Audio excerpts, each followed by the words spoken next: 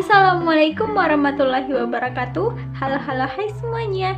Kembali lagi dengan saya Anissa Zara Novita dengan NPM A1A022062. Di video kali ini saya akan membahas materi yang ada di bab 6, yaitu tentang konsep manajemen pendidikan tinggi.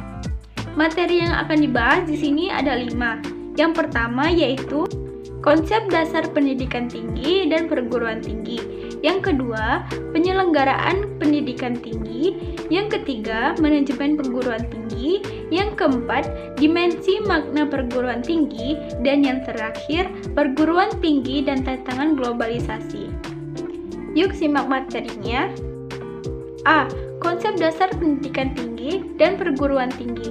Menurut Indrajit dan Djoko Pranoto tahun 2006, istilah pendidikan tinggi dan perguruan tinggi sering saling dipertukarkan dengan anggapan mempunyai arti yang sama, sedangkan sebenarnya mempunyai arti yang berlainan. Pendidikan tinggi adalah pendidikan pada jalur pendidikan sekolah pada jenjang yang lebih tinggi daripada pendidikan menengah di jalur pendidikan sekolah.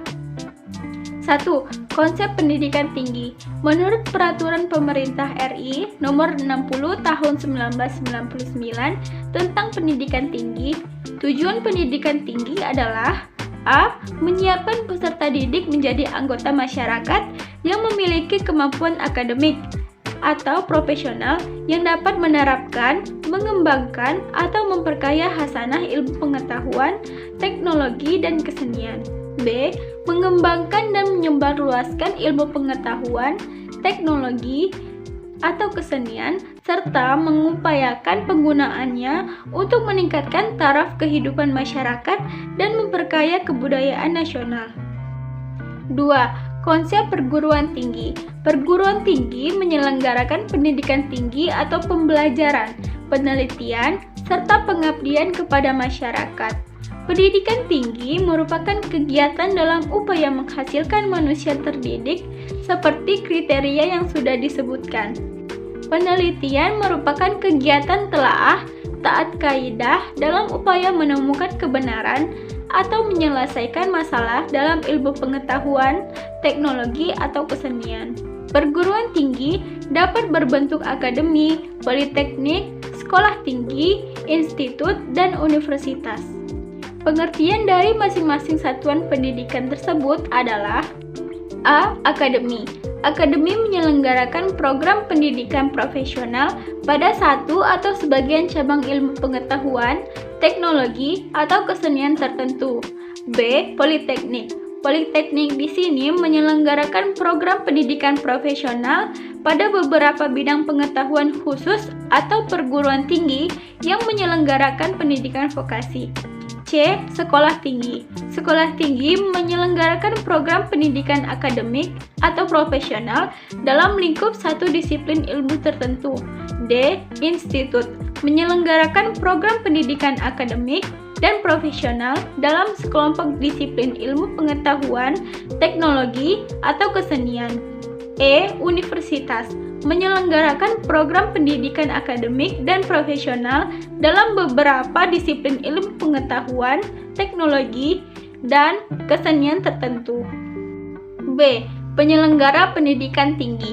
Pedoman pengelolaan perguruan tinggi terdiri atas 2, yaitu yang pertama yuridis atau hukum dan perundang-undangan yang terdiri atas Undang-Undang Nomor 20 Tahun 2003 tentang Sisdiknas, Undang-Undang Nomor 12 Tahun 2012 tentang Dikti, dan Peraturan Perundang-undangan Nomor 4 Tahun 2014 serta Permendikti. Dan yang kedua, teori-teori dan ilmu pengetahuan berupa buku dan karya ilmiah atau jurnal hasil penelitian. Motivasi didorong oleh penilaian bahwa adanya 2 jenjang penyelenggaraan perguruan tinggi swasta menimbulkan birokrasi yang tinggi, sehingga menghambat kelincahan gerak perguruan tinggi swasta. Dengan menjadi bahan hukum sendiri, maka perguruan tinggi swasta dapat bertindak lebih mandiri dan otonom, serta tidak memerlukan badan hukum lain sebagai penopangnya. C. Manajemen perguruan tinggi. Aplikasi fungsi manajemen umum dalam manajemen perguruan tinggi yaitu yang pertama perencanaan, Keuntungan memiliki perencanaan strategis yaitu memberikan pedoman yang lebih baik, membuat para manajer lebih waspada mengenai perubahan, kesempatan baru, dan perkembangan ancaman, memberikan pada manajer alasan yang masuk akal mengenai prioritas alokasi sumber daya perguruan tinggi, membantu mengintegrasikan berbagai keputusan yang berhubungan dengan strategi tertentu, dan menciptakan suatu sikap manajemen yang lebih efektif. Kedua, ada pengorganisasian. Ada 4 jenis kelompok karyawan yang mempunyai tugas-tugas yang berbeda, yaitu yang pertama, karyawan akademik, merupakan para dosen dan peneliti yang bertugas mengajar dan melakukan penelitian ilmiah. Yang kedua, karyawan administrasi, merupakan karyawan yang bekerja di rektorat, keuangan, pendaftaran, personalia, dan sebagainya. Yang ketiga, karyawan penunjang akademik, merupakan mereka yang bekerja sebagai ahli atau karyawan di perpustakaan, laboratorium, bengkel latihan, dan sejenisnya. Dan yang keempat, karyawan penunjang lainnya, merupakan karyawan lain seperti supir, tukang kebun, petugas pembersih gedung, petugas pemeliharaan, dan sejenisnya. Ketiga, ada penggerakan atau actuating, alat yang seringkali digunakan untuk membantu memahami kebutuhan manusia yang dikembangkan oleh Abraham Maslow.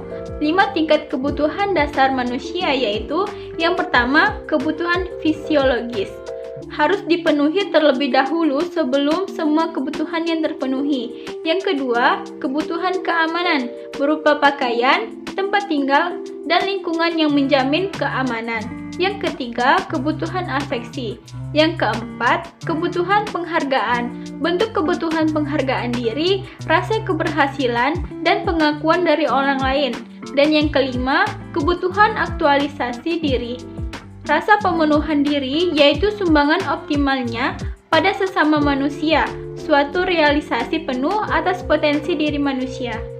Keempat, pengawasan. Pengawasan adalah pengamatan dan pengukuran apakah pelaksanaan dan hasil kerja sudah sesuai dengan perencanaan atau tidak. Kalau tidak, apa kendalanya dan bagaimana menghilangkan kendala agar hasil kerja dapat sesuai pada apa yang telah direncanakan. Fungsi pengawasan tidak harus dilakukan hanya setiap akhir tahun anggaran, tetapi justru harus secara berkala dalam waktu yang lebih pendek, misalnya setiap bulan, sehingga perbaikan yang perlu dilakukan tidak terlambat dilaksanakan. D. Dimensi makna perguruan tinggi. Yang pertama, dimensi etis, kekentalan dimensi moral dan etis penemuan ilmu pengetahuan dan teknologi. Peran universitas pada perlindungan martabat manusia, serta pada tanggung jawab moral penemuan ilmu pengetahuan dan teknologi adalah beberapa contoh dimensi etis dari makna perguruan tinggi. Kedua, dimensi keilmuan. Para dosen harus selalu berusaha meningkatkan kompetensi di bidang ilmu pengetahuan dan penelitian yang dikuasainya. Demikian pula, para mahasiswa dirangsang untuk berpikir secara kritis, sistematis, dan taat asas, serta mau dan mampu belajar seumur hidup. Ketiga, dimensi pendidikan. Dalam proses pendidikan, termasuk pendidikan tinggi, tidak ada pengaturan, kurikulum, atau tidak ada struktur atau sistem. Pendidikan dapat diberikan baik dalam kurikulum intra, kurikulum ekstra, maupun kurikulum tersembunyi. Keempat, ada dimensi sosial. Perguruan tinggi diharapkan memberi sumbangan dan memecahkan berbagai problema yang sedang dihadapi masyarakat. Kelima, ada dimensi korporasi. Perguruan tinggi perlu memperkenalkan produknya pada masyarakat agar dikenali dan dibeli. E. Perguruan tinggi dan tantangan globalisasi. Ada 4 aspek globalisasi, yaitu perdagangan, penggerakan modal, penggerakan orang, serta penyebaran ilmu pengetahuan dan teknologi. Dalam konteks pendidikan tinggi, globalisasi dapat berbentuk kebebasan masuk dan beroperasinya perguruan tinggi ke dalam negeri tanpa dapat dicegah atau dihindari. Di perguruan tinggi, ada dampak yang perlu diantisipasi dan tantangan yang perlu dihadapi, yaitu yang pertama, tantangan pada pengelolaan. Tampaknya, investasi langsung dalam bentuk brick and mortar atau bangunan dan bentuk fisik kurang memberikan keunggulan kompetitif, mengingat sebagian besar biaya perguruan tinggi adalah gaji dosen. Kedua, tantangan pada proses belajar mengajar. Globalisasi ternyata mengubah cara belajar dan mengajar. Dari bertatap muka melalui hubungan personal antara dosen dan mahasiswa menjadi hubungan maya dan non-personal melalui internet dan video jarak jauh. Yang ketiga, tantangan pada pendidikan nilai. Pengetahuan dan informasi berlebihan yang tidak dapat ditangkap oleh kebanyakan, yang tidak mampu pula mencerna tantangan yang menyertainya. Sehingga, hidup dalam alam globalisasi merupakan resiko dan mengubah identitas seseorang, tempat tinggal, dan kehidupan masa depan. Itu tadi pembahasan yang ada di bab 6 mengenai konsep manajemen pendidikan tinggi. Sekian dari saya. Assalamualaikum warahmatullahi wabarakatuh. See you.